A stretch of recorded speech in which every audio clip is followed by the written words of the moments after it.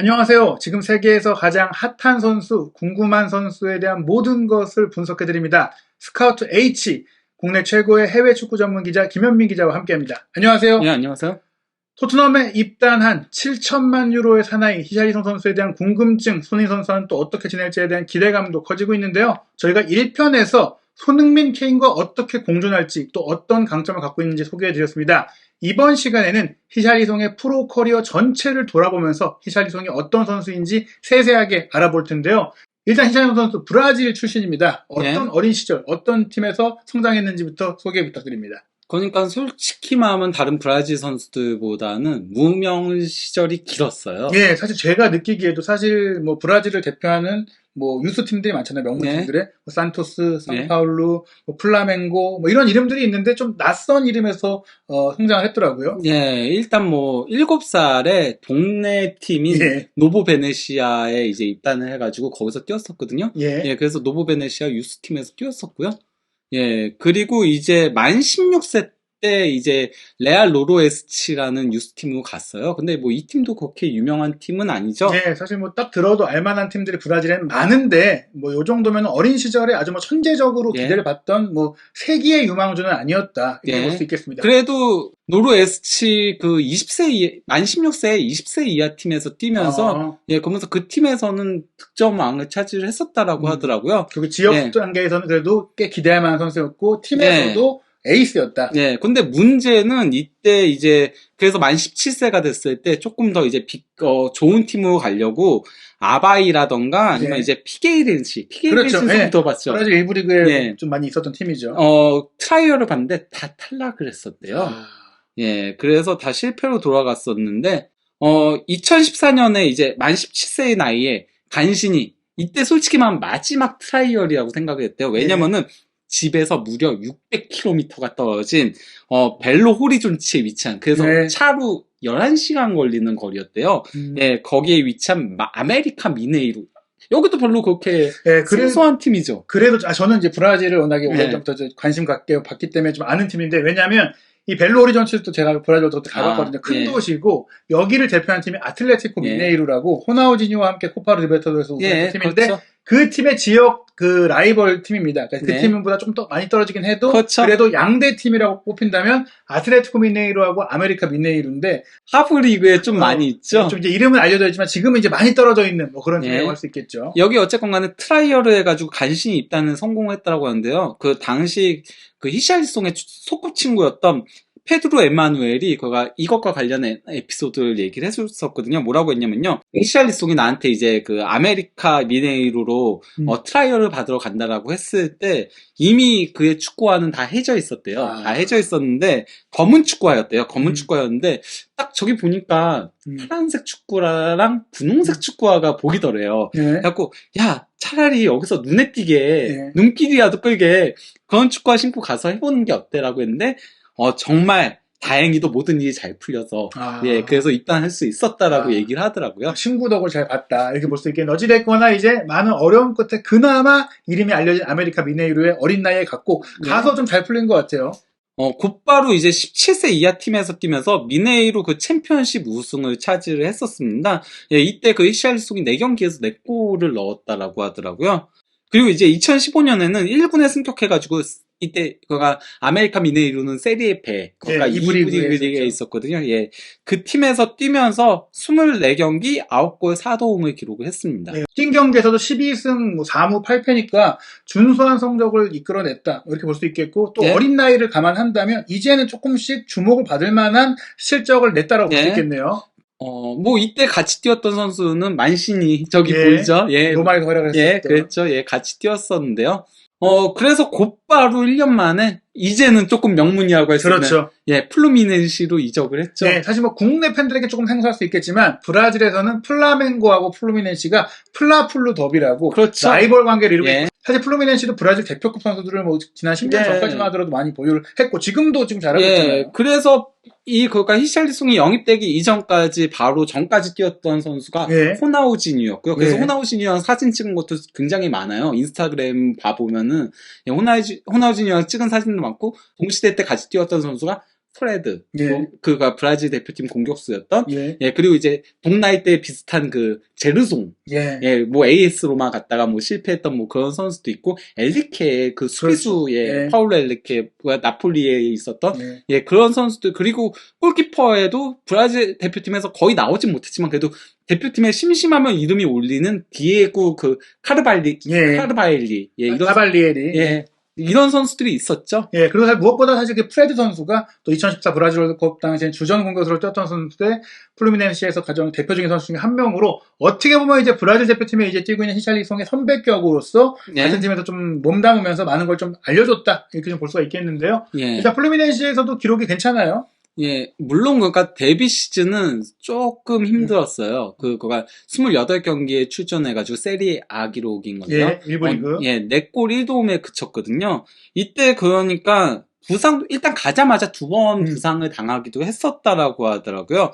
예, 그래서 2번 부상 당해가지고 그것 때문에도 조금 힘들어 하기도 했었고, 그 치열한 주전 경쟁 때문에, 예, 거기서도 좀 힘들어 하면서 이적하자마자 첫 10경기 무득점이었대요. 예. 그래서 비판도 많이 들었었다라고 하더라고요. 예.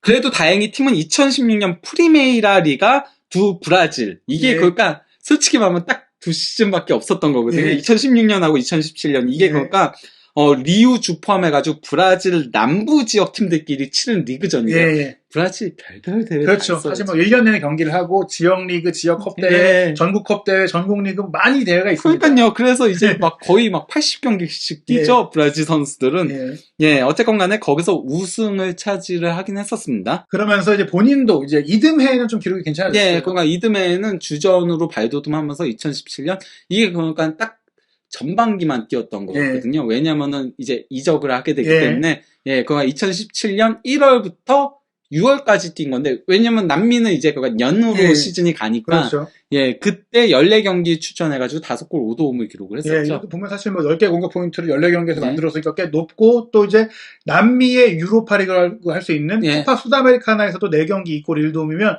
뭐 이제 전성시대를 열었다. 본인이 본격적으로 이제 올라왔다라고 느낄 수 있는데 그때 이제 유럽을 가게 된 거고요. 예, 그리고 또 2017년에는 이것도 리우주 리그 사이에서 리그 팀들 사이에서 하는 예, 컵 대회. 컵 대회에 타사 구아나바라 예. 여기서 예 우승을 차지하기도 했었습니다.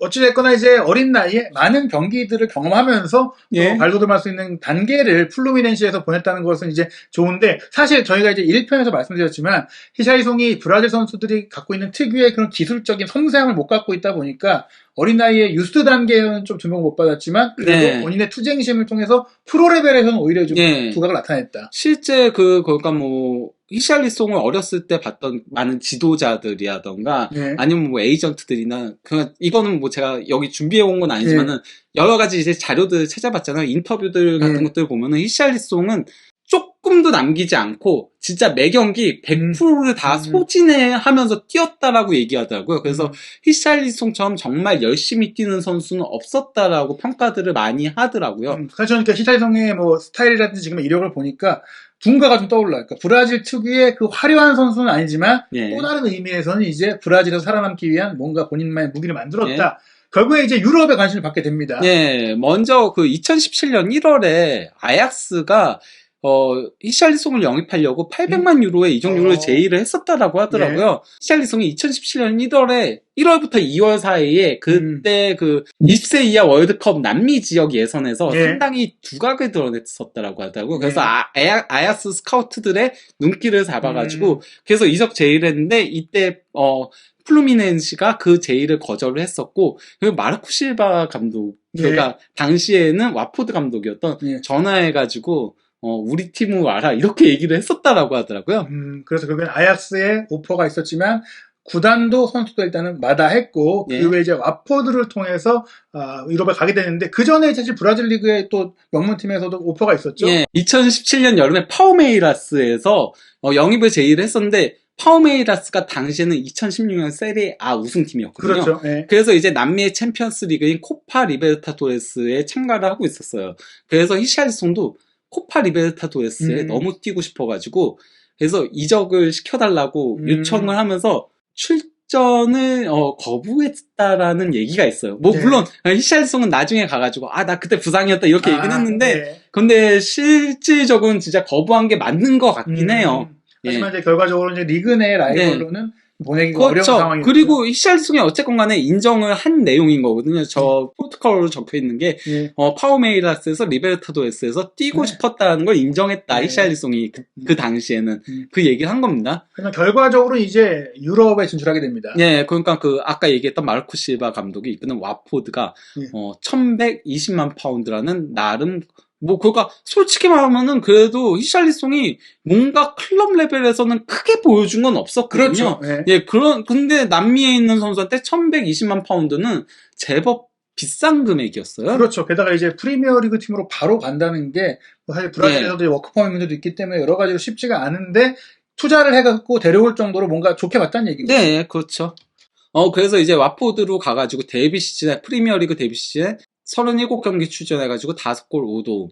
예. 사실 뭐 공격 포인트 기록이 인상적이진 않은데 좀 인상적인 게 37경기를 뛰었다는 거예요. 예, 그러니까 그 출전 시간이 굉장히 많죠. 예. 마르코 실바는 그 히샬리송을 정말 사랑했다라는 걸 볼 수 있는 거죠. 뭔가를 본 것 같고. 예. 사실 그리고 굉장히 어린 선수였거든요. 프리미어리그에 왔지만 브라질 내에서도 아주 뭐 대단한 유명인사거나 스타까지는 아니었는데 좀 의아했거든요. 근데 실제로 초반에는 또 기세가 좋았어요. 그렇죠. 예, 초반엔 굉장히 좋은 활약을 펼치면서 12라운드까지 5골 3도움을 기록을 했었거든요. 사실 대부분의 공격 포인트를 초반에 몰아쳤다. 그렇죠.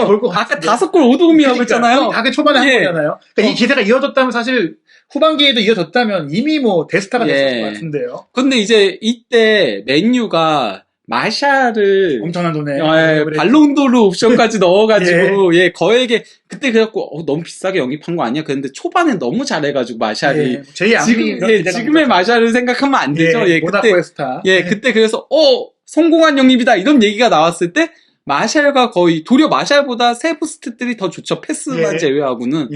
그래가지고 히샬리송이 굉장히 두각을 드러냈었는데요. 사실 뭐 이 정도 기록이라면 이제 신인왕급이라고 볼 수 있어요. 국내로 치면은. 하지만 문제는 17라운드 이후로 공격 포인트조차 없다.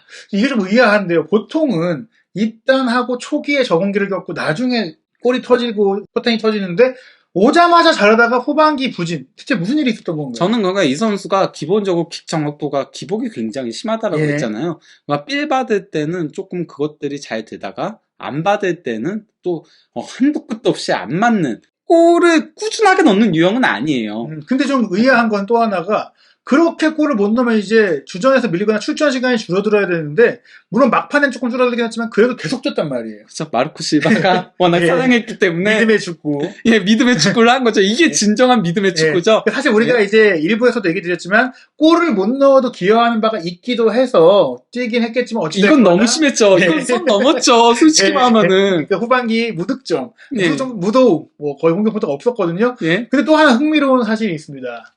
그럼에도 불구하고 더 비싼 선수가 됐다. 에버튼에 무려 4천만 파운드라는 이적료. 말도 안 되는 이적료죠. 솔직히 말하면 히샬리송의 이적료, 토트넘 이적료가 비싸진 이유가 워낙 비싸게 에버튼이 영입했기 때문이에요. 거기다가 에버튼이 그러니까 몇 프로를 떼줬어야 되거든요. 그렇죠. 세론 조항이 세론 조항이 있었기 때문에 그래서 에버튼이 수령한 총 이적료랑 와포드가 수령한 총 이적료가 똑같대요.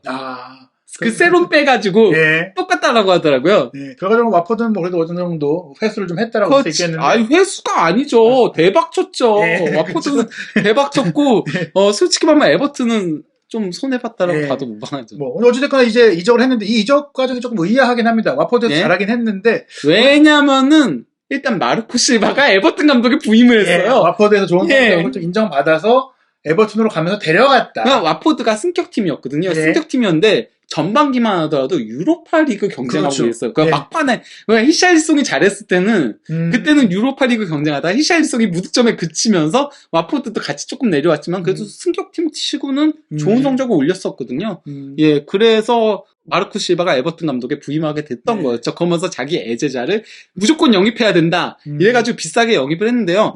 감독이 원한다고 해서 무조건 사줄 수는 없고 또 이 정도 돈을 쓸 수 없으니까 좋았던 부분이 또 있으니까 영입이 예, 아니겠습니까? 그러니까 이게 그 스카이 스포츠에서 이제 뭐 비교를 한 건데, 예. 좋았던 부분과 나빴던 부분이에요. 예. 좋았던 부분은 일단 히샬리송이 슈팅 시도도 95회로 예. 에버튼 선수들 그 누구보다도 2배 이상 많은 거죠. 예. 루니가 45회로 최다인데, 웨인 루니요. 예, 다시 돌아왔었죠. 예, 2배 이상 많았었고, 유효 슈팅도 22회로 니아세라고 예전에 있었죠. 네. 예, 니아세보다도 더 4회가 더 많았었고, 박스 안에서의 볼터치, 그러니까 페널티 박스 안에서의 볼터치가 199회로 니아세보다 2배 예. 이상 더 많았었고, 예. 그 찬스 메이킹도 오픈 플레이에서의 26회로 루니보다 많았고, 천재로 불리던, 그렇죠. 물론 뭐 말년이긴 했지만요.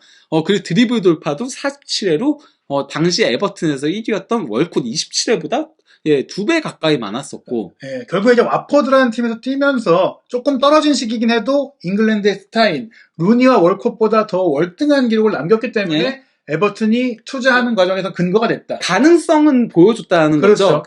결과를 못 내서 그렇지 가능성은 보여줬는데, 하지만 문제는 웨스트햄전 이후로, 마지막 골을 예. 넣은 웨스트햄전 이후로는 26경기에 출전하면서 1832분 무득점. 예. 저희가 과거에 뭐 샬케가 막 훈텔라를 무득점할 때 그렇죠. 그때 예. 엄청 비난들었을 때가 1000분 좀 넘었거든요. 예. 근데 1832분 무득점. 예. 시간으로 따지면 30시간이 넘어요. 예. 31시간을 육박가는. 2배 육박하면 실제로 뭐 말씀드렸지만 후반기 무득점이니까 예. 거의 공격수로서 실물인간이 됐다. 거기다가 슈팅 시도가 53회인데 유효 슈팅이 13회밖에 안 됐어요. 예. 저거 좀 문제가 심각했었던 거거든요. 슈팅이 많이 좀 부정하겠다라고 보지만 어찌됐거나 이게 좀 이제 어린 선수다 보니까 기복이 있어서 그랬겠지. 그리고 에버튼에 오면 에버튼이 그래도 와포드보다 좋은 팀이니까 예. 더 잘하겠지라고 좀 기대감을 가진 것 같은데 실제로 예. 근데 와포드에서 에버튼에 와서 더 잘 됐어요. 예, 물론 뭐 조금 기복이 있긴 했지만요. 첫 두 시즌에는 13골을 기록을 하기도 했고요. 2020-21 시즌이 좀 기복을 많이 드러내면서 7득점에 그치긴 했었죠. 하지만은 지난 시즌에 다시 두 자릿수 골을 넣으면서 특히 이 선수가 시즌 막판에 매우 좋은 활약을 펼쳤잖아요. 그렇죠. 예, 예. 그래서 막판에 계속 몰아넣으면서 강등 위기에 있었던 에버튼을 잔류로 이끌었었거든요. 예. 예. 결과적으로 에버튼이 잔류를 할 수 있었던 과정에 힘을 썼기 때문에 네. 뭐 실패한 영입은 아니었다. 뭐 네. 또 이제 비싼 값에 팔기도 했으니까 뭐 나름 뭐 준수한 영입이었다고 볼 수 있겠네요. 그리고 참고로 와포드 시절까지 포함해가지고 와포드에서 5골 그리고 이제 에버튼에서 43골 넣었죠. 이게 프리미어리그 역대 브라질 선수는 피르미누와 제수스에 이어서 세 번째로 많은 골입니다. 사실 브라질을 대표하는 스타들이 프리미어리그보다는 뭐 이제 라리가나 그렇죠. 세리에 예. 이런 데서 많이 뛰었고 사실 그 두 리그가 문화적으로나 또 환경적으로나 예. 더 맞아서 거기에서만 집중되어 있기 때문에 최근엔 이제 뭐 프리미어리그가 워낙에 자금적으로 좀 너무 앞서가니까 예. 이제 브라질 대표 스타들도 많이 오고 있는데 뭐 그 대열 속에서 히샬리송이 분명히 아직도 어린 나이고 또 예. 지금까지 별로 아쉬운 기록이라고 했음에도 불구하고 50호 골을 좀 눈앞에 두고 있다. 예. 사실 토트넘에 와서는 어떻게 보면 피르미누가 이제는 어떻게 보면 하향세에 있다고 볼 수 있기 때문에 예. 제주스와 더불어서 현역 브라질 대표 공격수로서 나란히 브라질 선수의 프리미어리그 최다골 노릴 수 있지 않겠습니까? 네, 뭐 노려볼 수는 있다라고 보입니다. 예. 네, 결국에 이제 히샬리송이 지금까지 프리미어리그 경력을 본다면 아직도 상승 흐름이고 더 성장할 수 있는 선수고 어떻게 보면은 토트넘에서가 본격적으로 전성시대라고 볼 수 있겠는데요. 뭐 어떻게 전망하시나요? 뭐 히샬리송이 토트넘과 5년 계약을 맺었는데 네. 뭐 토트넘을 대표하는 스타가 될 수 있을까? 또 손캐듀오 이후까지 볼 수 있는 영입이라고 볼 수 있지 않겠습니까? 뭐 그냥 나이로는 아직 이 선수가 예. 97년생이니까 손흥민 선수보다 5살이 어리거든요. 그렇죠. 네. 예, 그래서 뭐 충분히 가능성은 있다고 보긴 하지만 좀 위험 요소도 개인적으로 있다고 생각해요. 왜냐면 이 선수가 어쨌건 간에 기본적으로 득점 생산성이 아주 좋다라고 보기는 힘들기 때문에 거기다가 기본적으로 토트넘은 손흥민 선수와 케인 선수한테 그 득점 포커싱이 맞춰져 있는 팀이거든요. 솔직히 말하면 득점은 도리어 좀 떨어질 수도 있다라고 생각을 해요. 예. 하지만은 이제 꾸준 예를 통해서 손흥민과 케인을 조금 더 자유롭게 해줘야 되고 그리고 조금 더 에버튼 시절보다는 도움 수치는 올라갈 수 있지 않을까. 안 그래도 도움 수치가 갈수록 올라갔었거든요. 그렇죠. 그러니까 처음 데뷔 시즌은 1도움이었지만 그 다음에 3도움, 그리고 지난 시즌은 5도움을 기록했어요.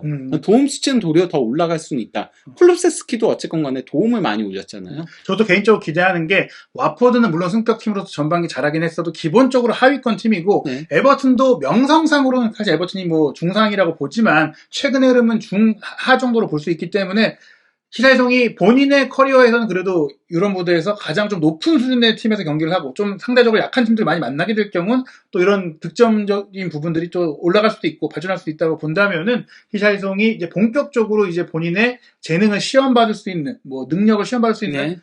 부분이 있을 수 있을 것 같습니다. 결국에 이제 손케와 얼마나 잘 맞을 것인가, 또 손케의 네. 장점도 얼마나 본인이 또 배울 수 있을 것인가가 중요한 것 같아요. 예, 근데 조금 욕심을 버리긴 해야 되죠. 네, 예, 이 선수가 조금 욕심이 있는 플레이를 하는 경향성이 있거든요. 그렇죠. 예, 그거는 뭐 이제 뒤에 한번 또 얘기가 나오긴 할 겁니다. 네, 히샤이송의 경력을 돌아봤는데 사실 아직 한창인 선수이기 때문에 남은 경력이 더 많을 것으로 예상이 됩니다. 네. 저희가 앞으로 또 히샤이송 선수의 행보에 대해서 살펴드리고요. 3편과 4편에서는 히사일리송 선수의 인생사 그리고 브라질 대표 선수로서 카타르 월드컵에서의 입지와 상황까지 총정리해드리겠습니다. 정주행 부탁드립니다.